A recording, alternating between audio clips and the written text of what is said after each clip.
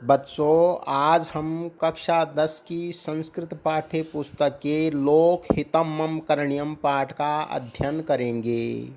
सर्वप्रथम मैं इस पाठ का सस्वर वाचन करके बताता हूँ, फिर इसका हिंदी सरलार्थ करके बताऊँगा। आप ध्यान से सुने।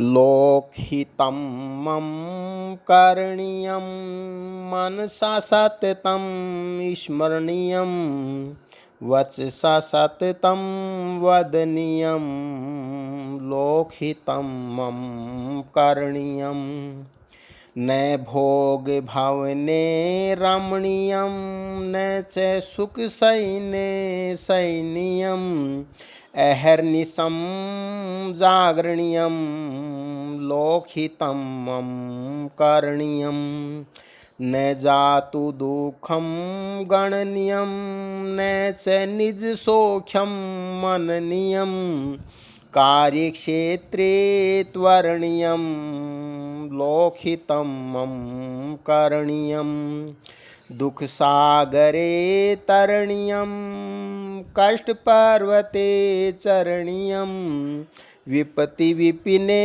भ्रमणीयं लोकहितं मम करणीयं गहनारण्ये घनान्धकारे बन्धुजनाये स्थितिगहरे तत्र मया संचरणीयं लोकहितं मम करणीयं।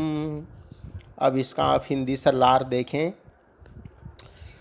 संस्कृत की स्तुति करते हुए कहते हैं कि हमें संस्कृत भाषा को मन से हमेशा याद रखना चाहिए, वाणी से निरंतर संस्कृत बोलना चाहिए, संसार का हित करना ही कर्तव्य है। सांसारिक भौतिक लालसा में नहीं लगना चाहिए, आनंद की नींद में अर्थात आलस्य में नहीं सोना चाहिए, दिन रात जागना चाहिए और लोक कल्याणकारी कार्य करना ही चाहिए। मन से हमें निरंतर याद रखना चाहिए कि हमें लोक कल्याणकारी कार्य करने हैं। हमें कभी भी दुखों को नहीं गिनना चाहिए तथा निजी सुखों का चिंतन नहीं करना चाहिए।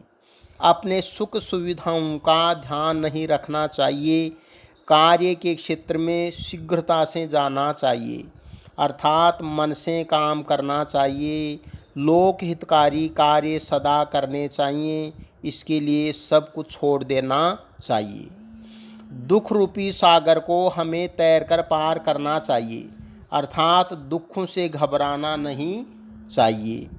कष्ट रूपी पर्वतों पर चढ़कर उन पर विजय पाना चाहिए।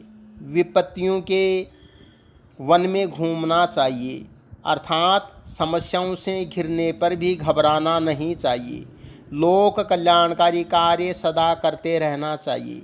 घने अंधकार और घनघोर जंगलों में जो गहरे गड्ढों में घिरे हैं वहाँ हमें जाना चाहिए।